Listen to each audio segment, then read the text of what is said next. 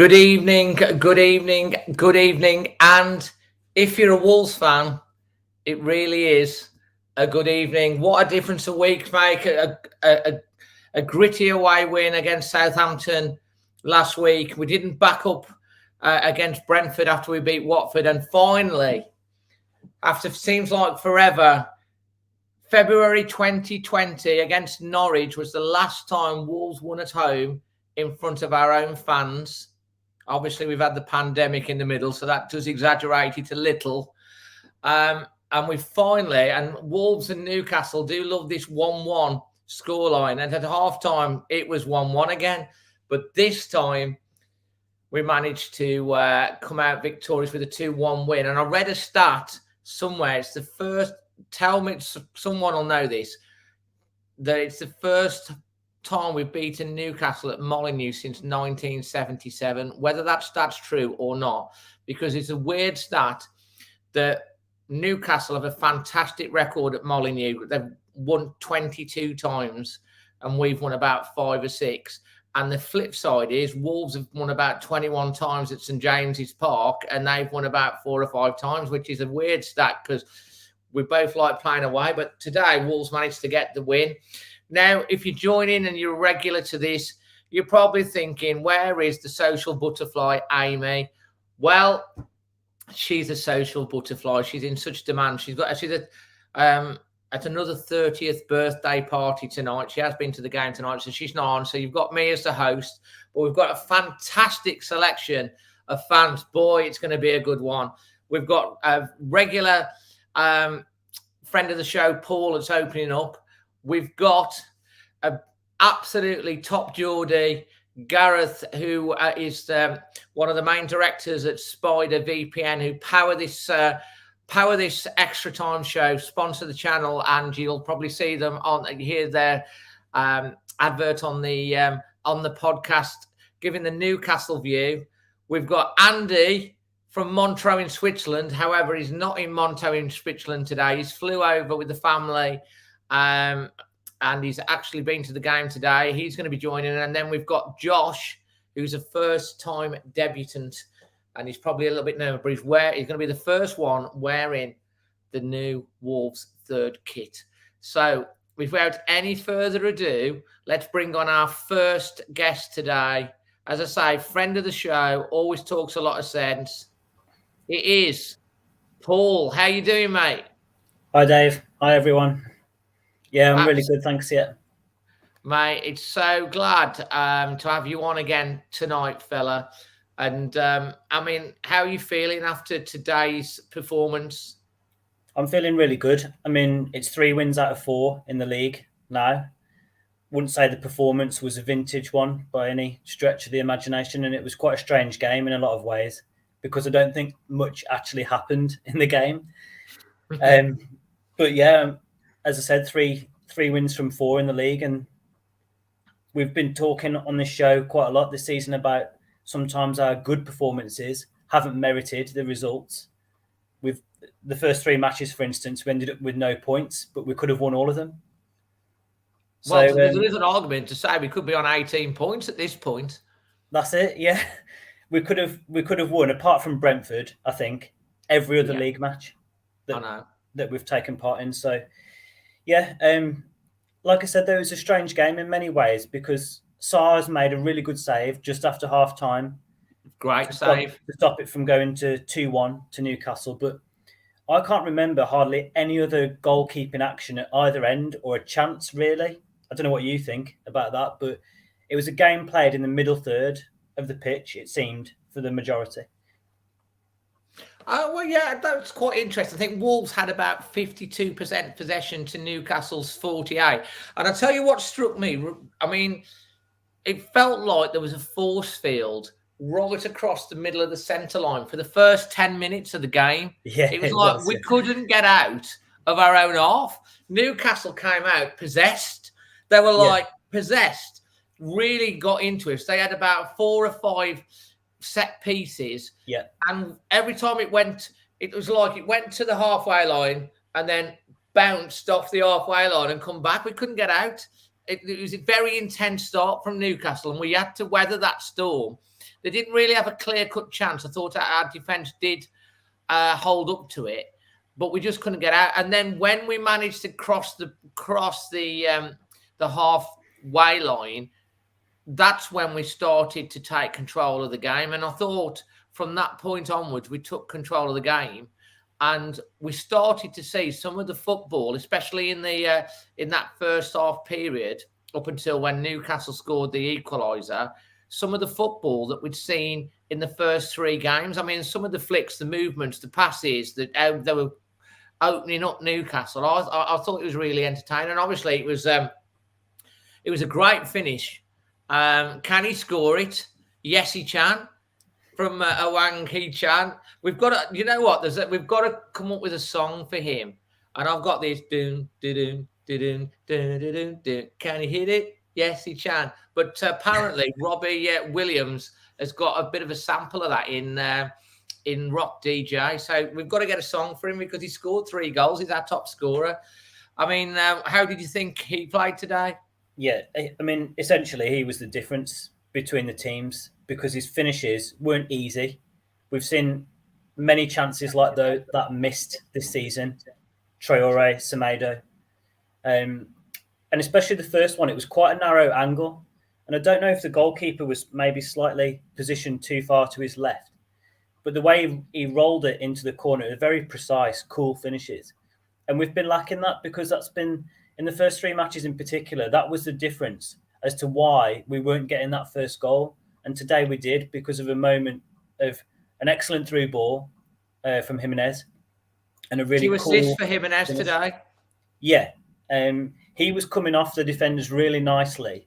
And we know not only is he a great goal scorer, but the season just when lockdown happened, he was getting a lot of assists as well for Jota, for Traore. So he's more than just a number 9, isn't he? He's a number 9 and a number 10, really, all rolled into one.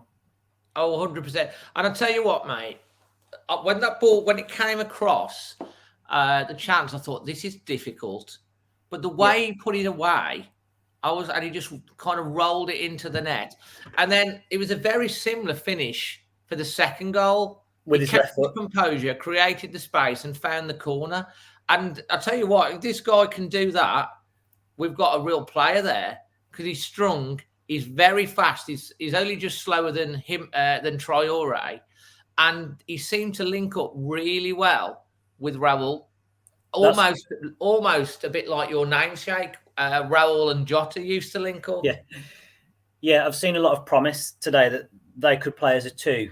And I was surprised, actually, because Bruno has been very quick to make substitutions in every match this season. Today, I thought he almost left it too long. 85th minute. I was surprised. I was thinking we were starting to get a bit leggy towards the end.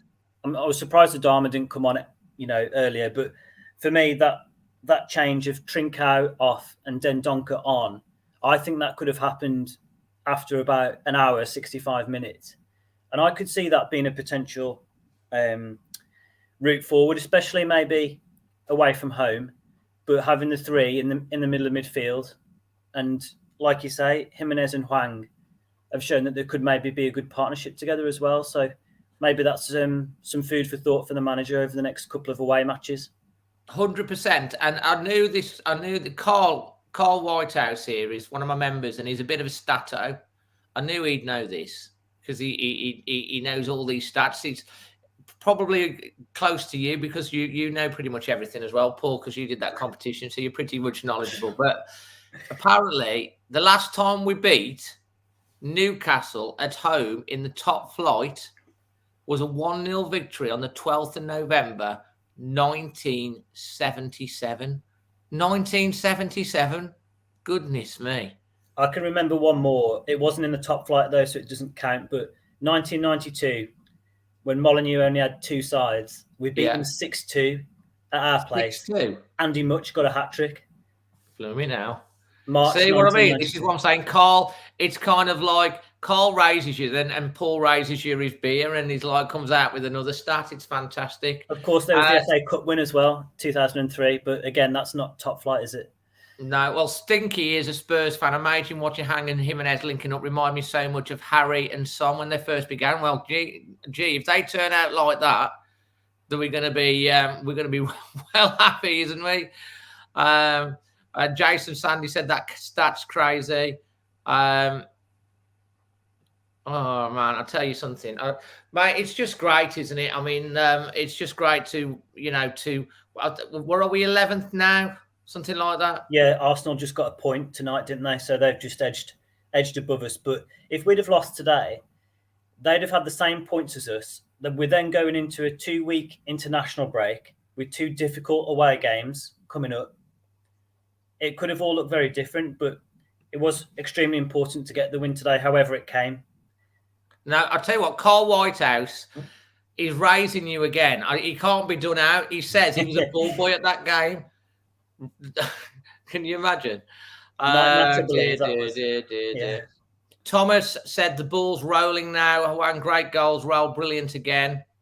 We've got a couple of the Liverpool fans. They come on from time to time. The Liverpool, because I don't know why they've got this little teenage thing. They come on and try and wild me for some strange reason. I find it quite amusing when they come on. Mate, I tell you, what's your man of the match and your performance rating, and what can you take out of the start to the season? Okay, so honourable mentions: Kilman, excellent again today. I think he deserves a mention. Jimenez, 2 assists, led the line very well. The difference between the 2 teams today was Hwang, so he has to have man of the match, in my opinion. Match rating, 7 out of 10. I thought one of the strengths of the performance really was how toothless we made Newcastle look. And I know they're not a great side in general, but the way we were so open against Brentford, and they could have scored 3 or 4 against us. So I think it was an improved defensive performance again. That's why I'm giving it a 7. Finished off with 2 clinical moments at the other end.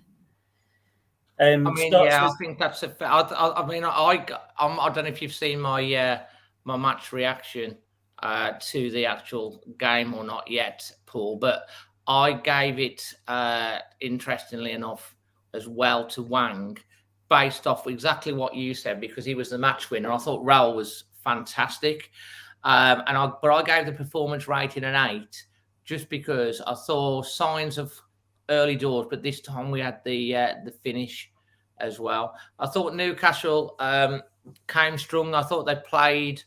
The fact their fans, as always, sang, as they always do, the Newcastle fans sang their hearts out for the team, and you have to feel for them. I mean, the way it's going for them, they're going to be in real trouble because they just can't seem to get any points. And with what's going on in the boardroom, and they all seem to have turned against Steve Bruce. Tough times as a Newcastle fan. So I feel Gareth will fill us in a little bit more on that. And just to finish off on Paul, what are you looking forward to? Now we've got to the 9 points. How do you think we'll progress from this after the international break? I've said on the show before that I think sometimes playing away from home can suit us. And we've got 2 difficult away fixtures coming up. It's Villa first after the international break, followed by Leeds. And what I think we've got now, especially if Traoré comes into the team, which I believe he should, blistering pace on the counter-attack with him and Hwang on the other side, a genuine goal threat now with Jimenez. And with the defence, particularly the back 3, looking really solid, I think, there's no reason why we can't go and rack up some more points in the next 2 matches away from home. And I do believe that counter-attacking style can suit us in those next 2 games. Well, I think so. I think so as well. I wouldn't fear going to any place. We've done well away from home. Hopefully the confidence that, getting that goal for Raul last week, you could see the confidence oozing through him, and with Hwang scoring, the confidence oozing through, and the team were a lot more confident than they have been, started to put a few passes together. If we can come out the international break and start fast, it's going to be a tough game. At least it's on the Monday against Villa, I think. if I'm correct in saying, because that gives them a little bit more recovery time from the internationals. Is it Monday night? I'd have to check that one. I think the Monday night match is Everton at home on the 1st of November. Yeah, Everton, that's right, the first home match. Oh, yeah, it could be. Because I've heard that Jimenez has got a kick-off. I was talking about that, and we're not playing at home. We're not playing at home now until November. Yeah, and there's a game against West Ham that might be moved because of their European commitments as well. But I think someone told me at the match today that Jimenez plays for Mexico, and they've got a Friday 3 a.m. our time kickoff. And then he's got to get back for the Villa match 3 p.m. on the Saturday. And I'm amazed it hasn't been moved either for TV or police reasons. But I think at the moment... Oh, yeah, on base as well. Are you going to that, Paul? Yeah, and Leeds, yeah. Yeah, me too, mate. Looking forward to it. I don't take my daughters to away games yet. But no, they're always good fun. And I'm looking forward to the Newcastle away because that's always a brilliant away day. I hope it gets moved to the Sunday because that'll be a weekend in Newcastle. And Gareth's got a few things lined up for me already. He's told me. I can't wait for that. I'll book my hotel for that. Yeah, that's it. It's got to be. Paul, thanks for coming on again, mate. I'm sure you generally hang around in the green room, don't you, afterwards and stuff like that. But brilliant to have you on and hopefully get you on back after the international break as well. Yeah, that'd be brilliant. Yeah, and I'll be downloading the rest to listen to as a podcast. I always enjoy that on my commutes to work. No, cool. The podcast will be out sometime in the morning, mate, as well. Sounds good. Yeah, nice to talk to you again. Nice one. Cheers, Paul. Cheers, everyone. See ya. So that's Paul, who always talks a lot of sense. Now, just before we get on to the next guy, which is Gareth from Spider VPN, I have to say a big thank you for Gareth and all the team over at Spider VPN for being the main partners and powering the extra time, every extra time show in the Premier League this year. They provide really top VPN systems for your home. I'm sure Gareth's going to a little bit more information, but there is a link below. But before we get on to that, first of all, let's welcome and be really nice to Gareth, who's come on to give the Newcastle perspective today. And it's always great to get an opposition fan on as well. And we can't have anyone better than Gareth. Welcome to the show, Gareth. Hi, Dave. How are you doing? Well, I'm good. How are you? I always try to stay positive no matter what happens. Yeah. But it's hard to be positive about that game today for me, to be honest. Yeah, I mean, talk me through it from your perspective. Well, first of all, I did predict when I talked to you last time that you would win 2-1 or 3-1, I think I said. Yeah, on the match preview, yeah. That's right. So I got that right. That was good. But you talked about stats there. I've got a few stats for you about Newcastle, all right? Go on. This is where we're at the moment, okay? So our record this season so far, we've had 7 games. Yeah. 0 wins. Right. 3 draws and 4 losses. And we were knocked out the cup in August. All right? So that's where it's going. Now, in the past 38 games, we have only won 7 times. In 38 games? 38 games, we've only won 7 games. Wow. And that is a drivel that we have to watch with Steve Bruce at the helm. So, I mean, take nothing away from you. I thought you played really well. I thought the man up front is really good, isn't he?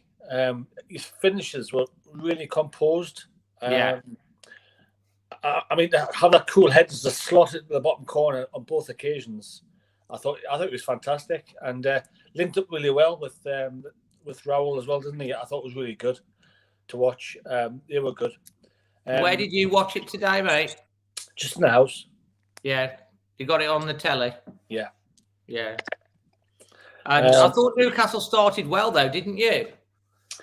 I mean, they got out the blocks really quickly and played really well. But did you notice how many set pieces we had? I thought the referee was on our side. I thought he gave us loads. We thought that as well. My dad was furious. Yeah. I thought the referee was really, he's not biased, but I thought he gave us a lot of decisions that appeared to be biased. But anyway, the point I'm trying to make is our set pieces were abysmal. We never got past the first man. But again, take nothing away from Wolves because I thought he's defended really well, mind as well. He's always had a solid wall in front of your goalkeeper, and I thought he was a good unit with the defence. But our delivery on our set pieces was terrible, diabolical. But the thing that annoyed me the most today, I think, was our midfield. Longstaff, how many passes did he pass to your guys? I mean, he played the ball away a bit, didn't he? Oh, I thought he was playing for Wolves at one point. I really did. I thought he was your man of the match. So he was abysmal. He was terrible. And the guy who came on, who scored the goal, I thought was a good goal, mind.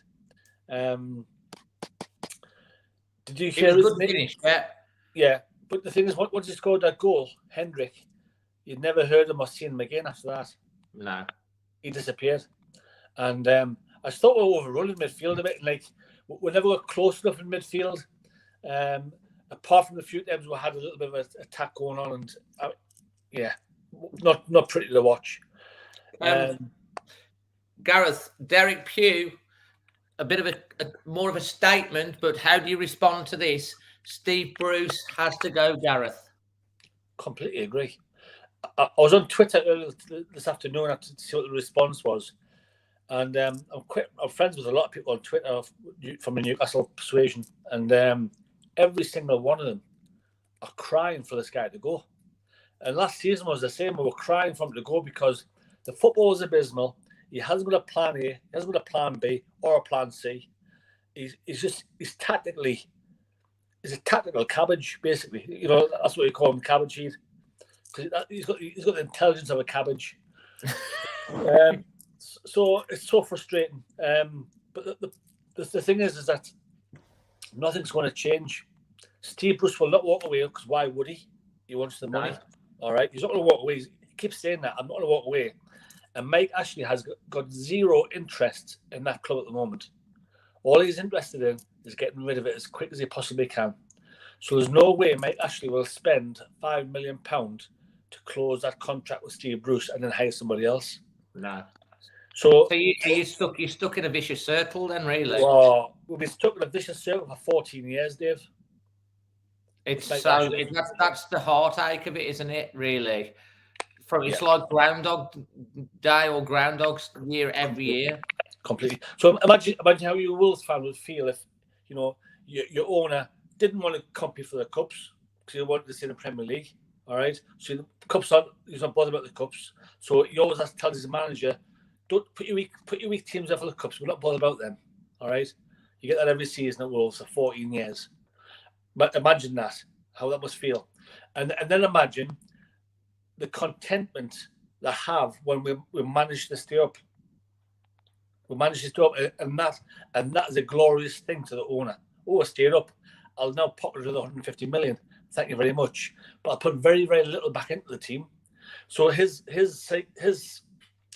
thought process is the football club should pay for itself. So the load you put into buying players, what the club's made in a pure profit for that season. And as you'd appreciate, to be a good Premier League outfit, you can't work within those parameters. No. You need somebody in there who's going to speculate to accumulate and pile the money in, get in the Champions League, get into Europe, and that's when you get the viewing figures and the support coming from all around the world just to bring those funds to the club. But we'll never get to that with Mike Ashley ever. What's the situation? Because with the takeover, like, what's the latest situation? Because I'm sure Wolves fans will be quite interested to have an update on where Newcastle are with this takeover. Well, what I would say is this court case that's happening with Mike Ashley and the Premier League is very relevant to Wolves as well. And I'll tell you why. The Premier League are doing all kinds of tricks against the fans, all right? Now, you might not personally feel it at the moment, all right? But what I'm trying to say is they are a rule unto themselves. And I know it probably doesn't affect Wolves fans yet, but in the future it might. So what we feel, as Newcastle fans, we feel that there should be an independent body who runs the Premier League. because there's too much corruption in there at the moment. For example, it came out just today that a well-known journalist tweeted that it's going in the papers tomorrow. It's going to run in the papers tomorrow. That BN did a 3-year deal with the Premier League on the proviso that they rejected the Saudi Arabia deal. Now, if that's not corrupt, I don't know what is. So all of a sudden, that's why they came up with these excuses not to let PIF from Saudi Arabia, who are a separate entity to Saudi Arabia, by the way. PIF is just, it's a company that works on behalf of the country. But basically, they said, if you let them in, we're not signing a new deal. So what the Premier League done was, they couldn't say no to PIF. They couldn't say no because they'd have a good reason to say no. So they used a term called the Grand Old Duke of York. Yeah, the Grand Old, he had 10,000 men. Yeah. So marched them up the hill and back down again. Yeah. So that was their terminology was, we're not going to say yes to you, but we're not going to say no either. So that's why this has dragged on for nearly 2 years. All right. And this court case, if it runs, which we think it will reveal, because there'll be some disclosure involved, it will reveal a lot of underhanded things that have gone on in the Premier League that we all know about. Crikey. So it's got to keep our eyes on that. Seriously, keep an eye on it, because I'll tell you what it is. It's going to come out very soon. When this cat case starts running and disclosure happens, because it's called anti-competition ruling. Okay, so basically, if I run BN, all right, and I'm the owner of that, and I write a letter to the Premier League and to all the other clubs or some other clubs in the Premier League and say, look, I want us to gather together to prevent PIF from buying Newcastle. That's lobbying, okay? Now, if you lobby against something, it's unlawful. And I happen to know that they have proof that there was a letter went out from BN, all right? And if you search hard enough on the internet, you'll be able to find this letter. There's a letter went out from BN telling the Premier League clubs and the Premier League to reject the Saudi PIF deal. So this is really one to watch, to be fair, isn't it, Gareth? Gareth, I mean, I think all Wolves fans, we've been through the mill with owners. We went within 5 minutes of being out of business at one point. Right. We've been all the way down to League Two and back, and then back down to League One. And, we've got Fosun, and there's still some fans that aren't happy with Fosun, even though, I think all owners make mistakes. I mean, there's criticism for Wolves owners not getting an extra 2 players in the transfer window, but we did keep hold of the likes of Traore and Neves. We worry about that we're a defender short and a midfielder short, and there's quite a few fans unhappy about that. But they have done what they said they've done. In my opinion, they want Wolves to run as on its own 2 feet. Yeah. And as long as the results go away, then I think everything will go. If when results go the wrong way as well, that obviously criticism gets louder. And Newcastle, Newcastle fans, there's no doubt that Newcastle is a massive club. And if they get the right ownership, without a shadow of a doubt, it could be a humongous club, because the fan base is really, really big. And the fans are so loyal to their team, and every time you go to St James's Park, even though you've got the ownership issues and you've got the style of football that Steve Bruce plays, and you've had 14 years of this groundhog, they're always there backing the team, every single one, and they were there in their thousands again today, selling out the away end and singing all the way through the game. So as Wolves fans, we can understand what it's like to be there. All I can say is that our nightmare ended. We've spent so many years in the low divisions, and now hopefully when we've got an ownership that's going to keep pushing us forward, and hopefully when the ownership eventually changes from Newcastle, the full potential of Newcastle United can be fully realised. And I think that's the hope that you've got, and I think that's the frustration, because you can see it, but you can't. You kind of like, you've got one leg tied, another arm tied behind your back, and doors keep getting slammed in your face, and that's the frustration, isn't it, from a fan from your side? Well, Dave, you mentioned one word there, which you guys have got, and I think most clubs in the Premier League have got, but we haven't, and that's hope. You have hope. You go to a football match hoping you're going to win a cup, or hoping that you're going to have a run of games, or hoping that you may one day win the league. Well, Newcastle fans have had or win a cup. Yeah, but we've had no hope for at least 14 years. It's just hopeless.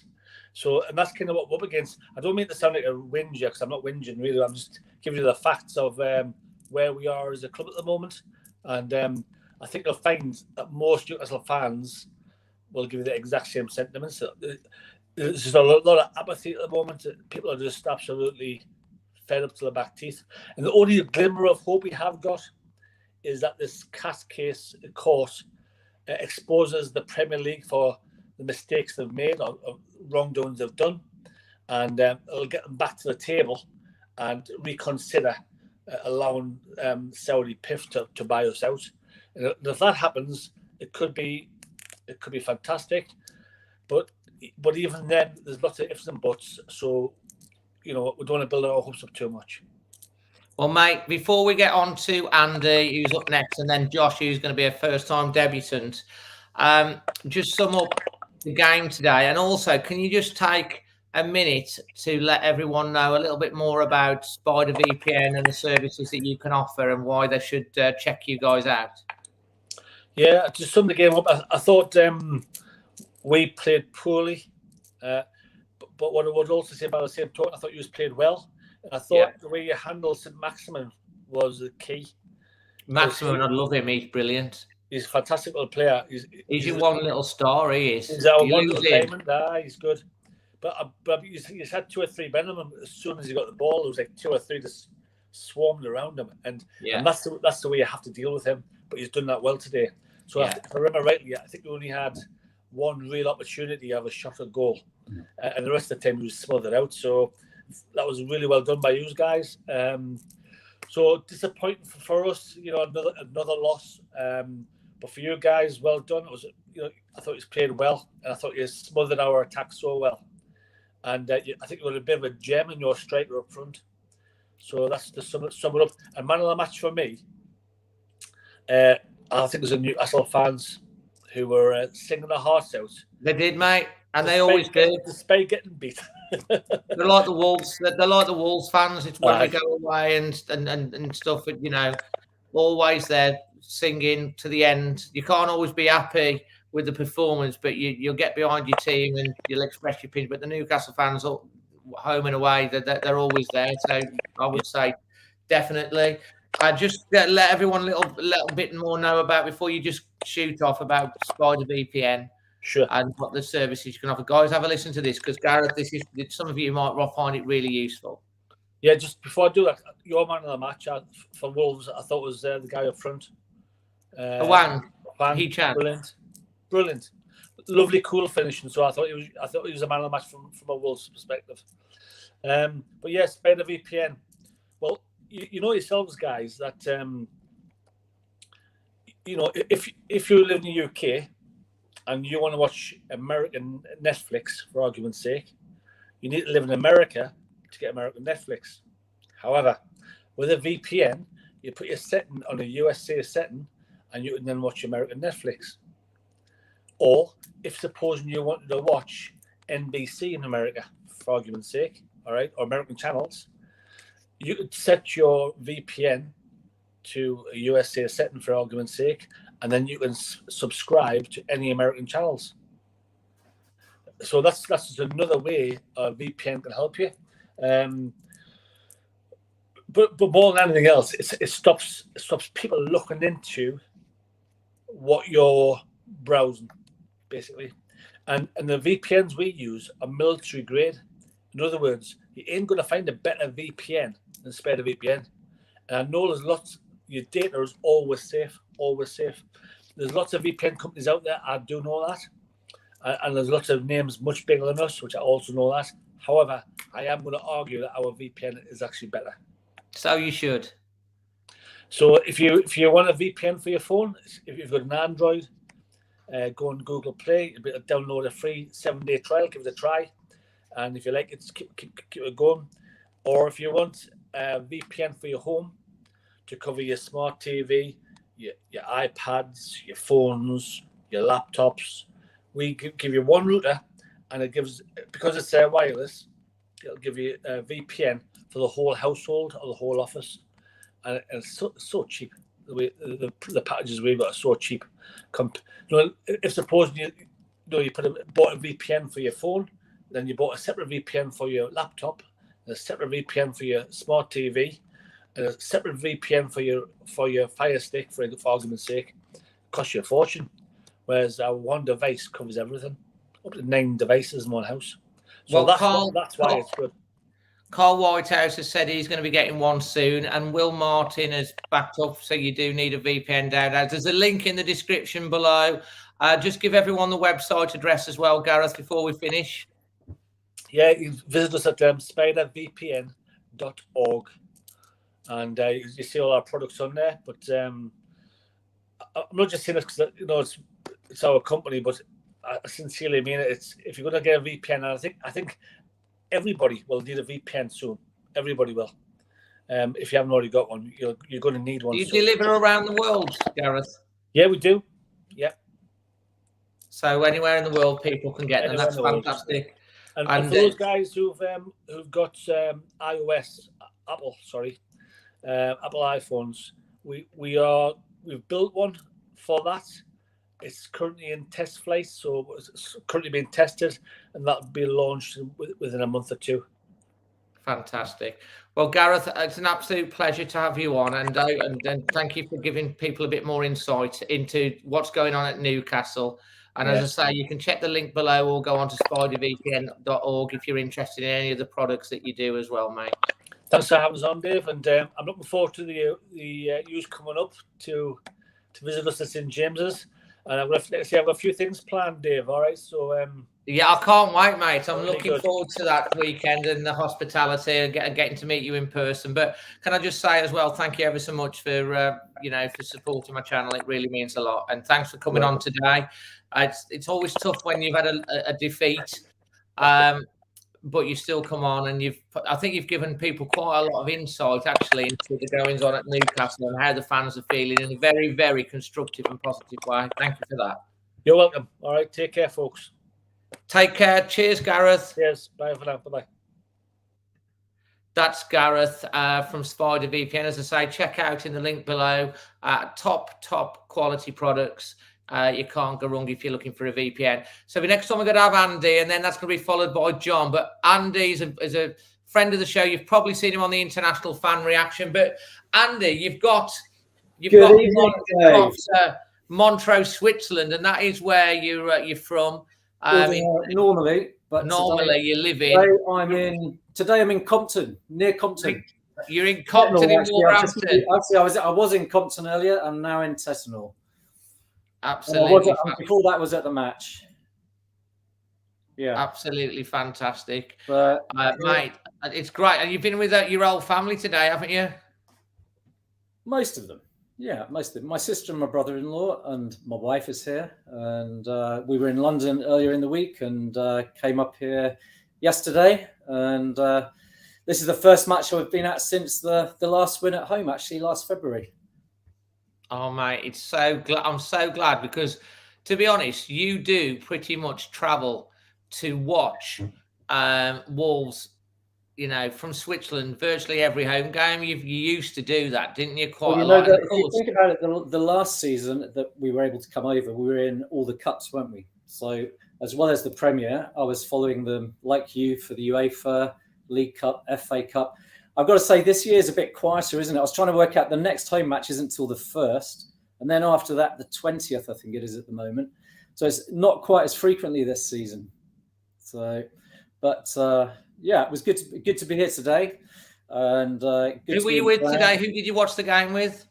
I watched it with you won't want me to do this, but my brother-in-law. Hello. Kevin. Yeah. In fact, here we go around. There's my sister. Hello, Catherine. And I'm gonna turn it around. And there's Nikki. Hello.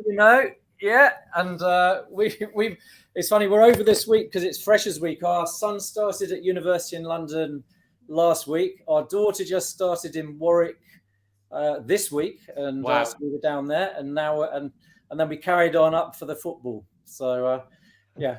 And mate, I'll tell you what, I've missed you. What was the last game you went to? God, I can't remember. It was literally COVID closed February 2020. Exactly, February 2020. Yeah. Guess what's the last game? What the date with the last game that Wolves won a game in front of crowd at Molyneux? February 2020. Exactly. Same one. Norwich. It was Norwich. Yeah.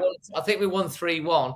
It was something so like that. Maybe that's been the problem for they just needed you to give them a kickstart today. Could be. But it was what do I think about today? Let's move on to that. I'm sure everyone wants to know what everybody thinks. They defended well.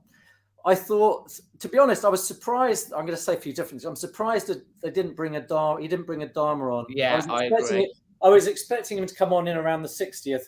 And I could say lots of positive things. I thought Hwang, he's clearly clinical, and I think we've got a good catch there at the price we've paid. He's linking up well with Rao, and I think Rao is not quite back to where he was, but he's closing in on it. So I think that's a positive.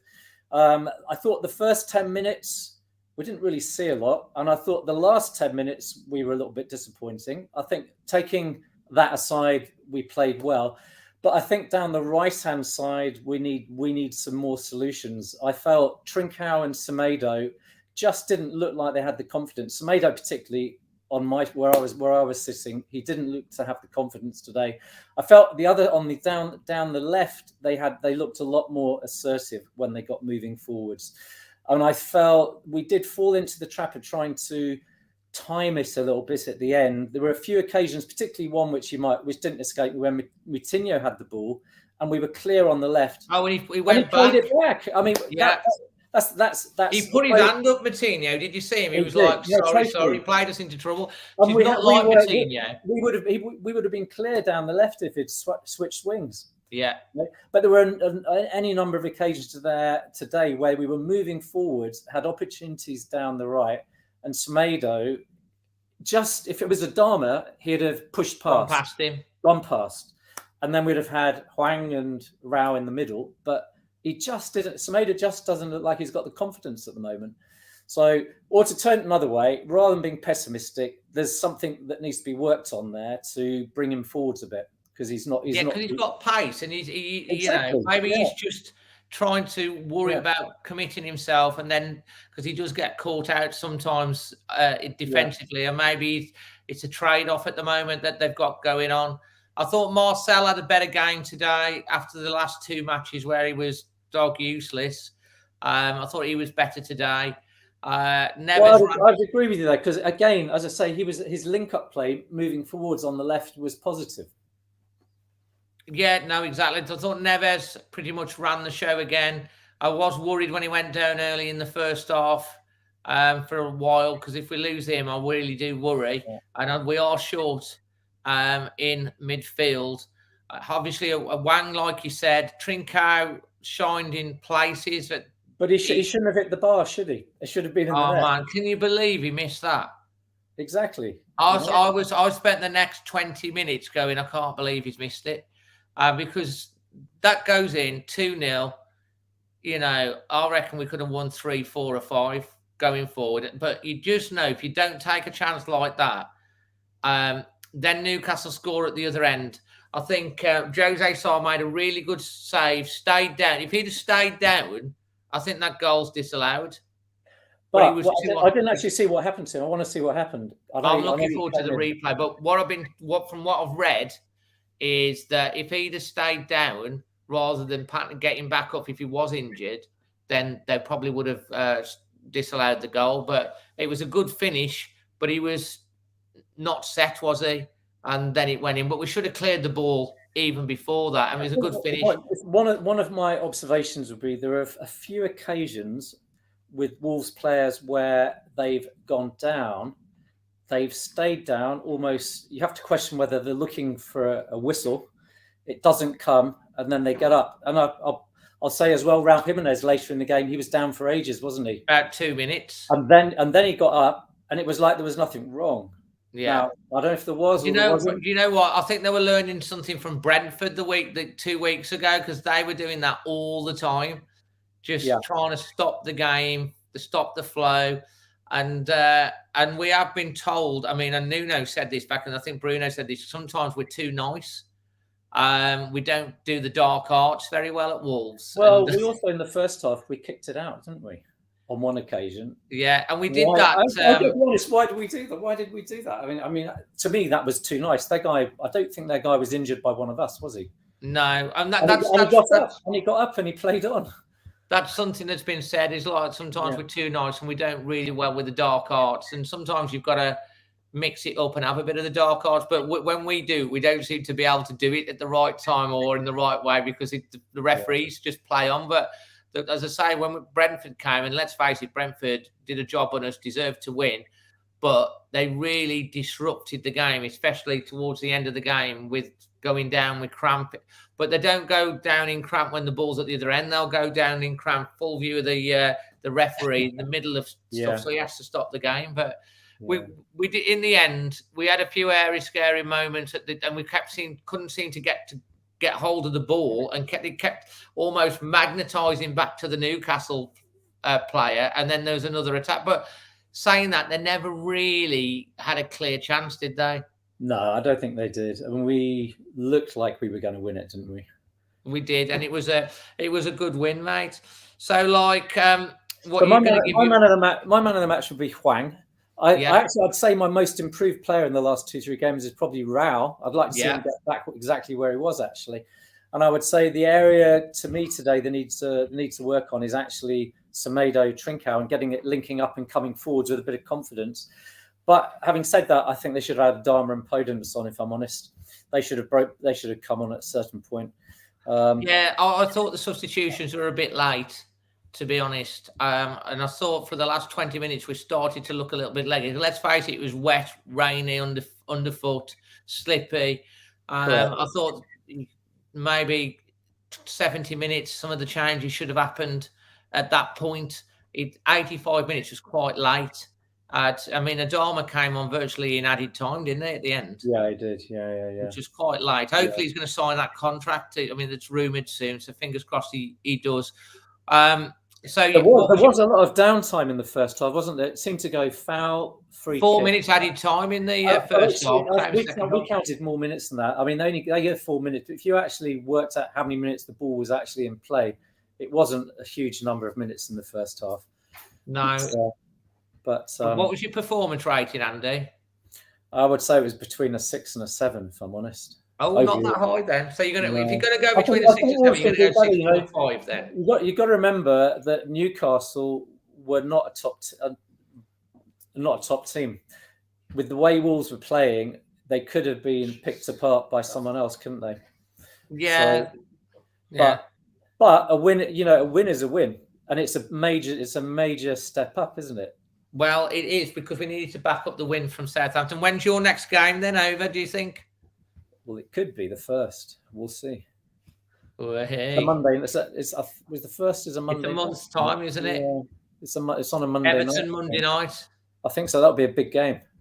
It will be. We've got Villa and Leeds away in between them. So hopefully we can get 4 to 6 points out of those, and that would be fantastic. I'd like to see some of the others. It's a shame, it's a real shame we've still got injuries, isn't it? Neto would make a difference right now. Oh, exactly. Johnny would make a difference right now. And I hope Johnny does come back, because if he doesn't come back this time, then I think his career could be over. So I hope he doesn't break down again, because he's such a strong player, and he would. Between us, he's definitely walking. I saw him. Have you seen him this evening? Yeah. So he's definitely walking.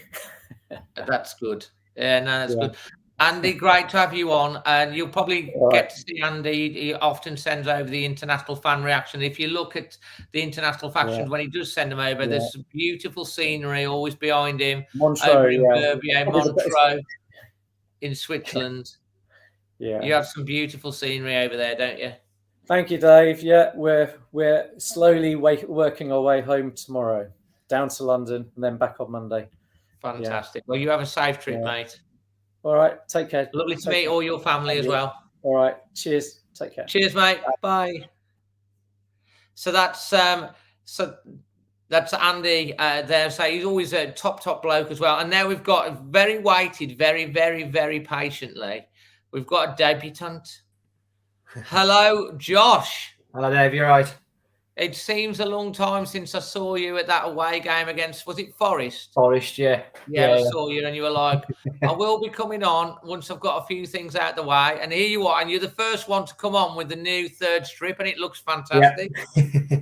It is really nice shirt, to be fair. I think Castor have done a good job all round with all three, to be fair, so far. No, they really have, mate. I mean, the training where all that sort of stuff, and the first, second, and third strips, they're all top and gone down really well with the fans, and it does look nice. To be fair, they always look a lot nicer than when you see these leaked photos, don't you? As well. So tell us a bit about you. How long you've been supporting Wolves, and how you felt about the game today? So I've been following Wolves since from the start, really, when my dad got me into going down. And then I had a season ticket now for 16 seasons, I think. Yeah. Something like that. So it's been up and down all the way, but looks like we're up on the up for the next few seasons, with the last few seasons just gone by as well. But we've had a lot of downs. Yeah. The joy and the pain, we've had a lot of pain, but hopefully a bit more joy the last few years. Yeah, so today, the first 10 minutes I thought was quite nervy. I thought it was the most Almiron for me got on the ball, because usually he runs us ragged. Yeah. And then for the rest of the game, I didn't even realise he was on the pitch. He got substituted, didn't he? Yeah. And then I think once that first 10 minutes was out the way and we settled and we got the first in 20 minutes with Raul and Hwang linking up, I thought the link-up play between them two today was brilliant. And then years gone by, if we've had the likes of Jota or Cav or Costa running down that right-hand side, if that was them, they'd have levered the ball and it would have just gone rose head or straight across goal. Yeah. Whereas Hwang's nestled it straight into the corner. I've got to say, both finishes were very composed. Yeah. And I think that's the thing that struck me, because the way he placed the ball and finished it was clinical. Yeah. He just had that turn of pace as well. As he ran through the three defenders, it's like he waited and waited, the ball come through, and out of nowhere, he just flew through all three of them. Got onto it, took his time, and put it around the keeper. And I tell you what, moment of the match for me was Raul in the middle of the park. Yeah. How he just left two Newcastle. I mean, I can't wait to see that tonight. Yeah. He left two Newcastle players literally like looking like that, and then he obviously had his confidence. He's got his little flicks are coming back. You're starting to see the Raul of Owl, aren't we? After that goal from Southampton the weekend, and then it's like it's grown again today. He took it a step further with some of his turns. He looked like he's got that bit of turn of pace back. It was. And so, who's impressed you so far this season? I'd say the two that have impressed me. Max Kilman, got to give him a big shout out. He's been brilliant, 100%. Considering he was the Castor Player of the Month, Wolves Player of the Month, voted for by the fans. I think he'll do it again for September as well. I think he'll get it for September as well when they put the vote out yesterday. So and then I think Hwang's looked strong since he started playing. His confidence is just going to grow, and he's he puts himself about a bit, and he does win back the balls. He's got such upper body strength. Yeah. I mean, the first time I saw him in the flesh, it was like it's like almost. I mean, Traore's built, and he's quite built. He wasn't quite built like Traore, but he weren't far off. He's got a bit of size to him. Can put himself about a bit.